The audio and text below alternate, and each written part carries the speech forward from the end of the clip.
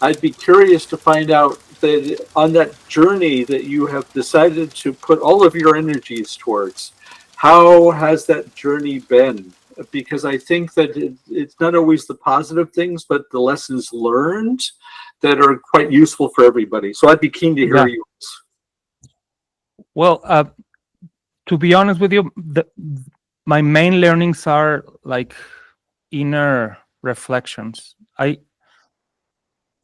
truly feel that our crisis, it's a crisis of, it's a human crisis. It's a crisis of humanity. It's a crisis of values. It's a crisis of beliefs. It's a crisis of worldviews. For me, we are like not telling the story correctly.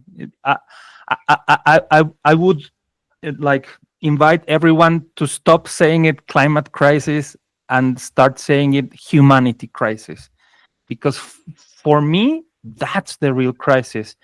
We are so embedded in the stories that money will bring us happiness, that we are separate, that we need to work constantly for something that we don't even know what. It's just the stories that we've been told since we were young. And those stories were told to our fathers, to our parents, and to their parents, and to their parents. So for me, we need stories that challenge this current paradigm.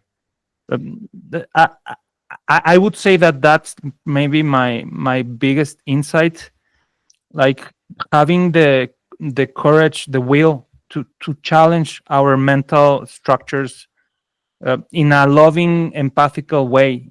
Basically, that's the core of the work that I want to do. It's how can we invite people in a lovingly, caring, empathically way to challenge the way they think, the way they act, because for me that's the crisis. It's not a climate crisis, it's a human crisis. And that's, I would say, that's my biggest insight. Yeah. You've gone through a path that's kind of zigzagged, and that's not unusual. Very often we go and follow the way path. We don't know exactly where it's going to take us. We certainly don't know when we're going to have that aha moment like you described. But you open your arms to people, and the if I could use the phrase, you do this in an unconditional way. You just offer it without expecting anything in return. But people haven't taken your path. They are perhaps not ready to accept something that's unconditional. They just cannot hate, they cannot cope with it. I'll go out at a level and say that a lot of people will feel that they are not worthy. They are not worthy of your unconditional. So how do you deal with that? Wow. That's the truth, though. That's a very good question. Yes, I I would recommend everyone to connect with nature, because if we see nature, if we allow ourselves to get out of our concrete boxes and go to nature, we will see that nature is unconditional. The only condition of nature, it's evolution, it's regeneration, it's interconnection, it's interdependence. That's how nature works. The thing is, we are so disconnected from nature, from ourselves, from our inner wisdom, from our inner love, that we see this in a fractured way. As you say, like, oh, I'm not going to do it, because I feel separate of everything. For me, this separation is one of our biggest issues. And in my experience, I have found out that nature, our mother nature, is where we can find these answers, and not in a mental way. It's experiential. You need to go without like your mind, and just like be let yourself to be aware. I'll give yourself permission to feel, you know, connect with nature, to amaze yourself with a sunset, to amaze yourself with a caterpillar, you know, with a bird, with uh, allow yourself to be curious, you know, to feel the wind, in the water, you know, that gives us life. And it's not the things that we have built that brings us life. They just bring us commodity, you know, pleasure, distraction.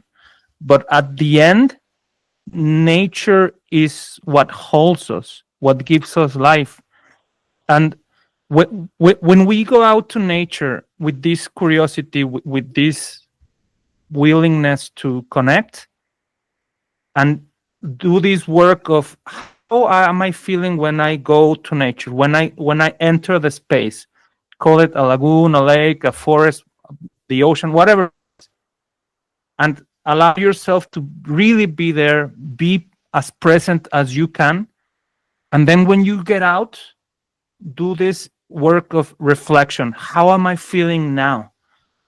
And I can guarantee you that if you do that work of reflection, you will come to the awareness that we are nature and we are not separated.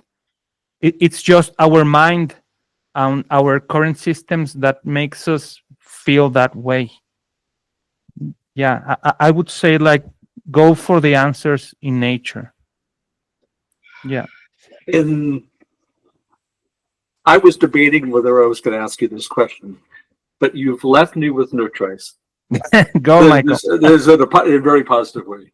You mentioned in the beginning of your story that you went to a parochial school, very much tied to religion, and I might be wrong with this assumption, but I think the role of the Catholic Church is still strong enough in Mexico where you live, and perhaps even more so in the countryside. How do you see God after your journey? Oh, yes. Good question, Michael. Mm. Well, for me, God, it's not a word. For me, word God is a way of being, a way of relating, a way of thinking, of imagining. Mm. God represents for me love, unity. Uh, you know, our our true nature, because for me we are all like sparks of God, you know. We just need to consciously work work in that to bring it, you know, to bring it to being. um for example, I really believe religions uh should completely change. I don't think most religions are serving us. Religions tend to get filled with dogmas and structure, and they divide us, because it's if you're not in this religion, if you're in other religion, then you are not right, you are wrong, and you know, they just divide us. For me, the path that has worked for me, it was like, and this was the biggest work I had to do with my mother, because in a way I gave my back to the Catholic Church. But since I've done that, I've never been more spiritual in my life. So that's the change. Spirituality comes from inside, like from your core, and religion comes from outside. And for me, God lives inside me, but and lives inside every one of us, inside of every being. inside of the cat that lives here in the house, inside of a tree. But we humans, because we are conscious, because we are able to think, to imagine, to create stories, to have this kind of conversations, we have more challenges to come to this realization of the God that lives inside of every one of us. And I know some people might hear this and say, "One," but a lot of spiritual traditions have been talking about this for millennia, no? And in fact, in the Christian traditions, there are some scriptures that didn't get included because they challenged that notion, no? Because the Christian religion, for example, they tell you that like God is in the temple, right? It's not inside each one of us. So for me, that's God. God is inside me. God is inside you. God is inside of everything. And when we recognize every living being as a God, the way that you see every other person changes. For example, now when I see any other human being, I see it as a godlike being. Like, it's like, thank you. I appreciate your life. You're here. You're beautiful. You whatever you are, right? The thing with us humans is, as I have said, our mental structures, the way we think, the way we act, but that's just stories, and we can change the stories.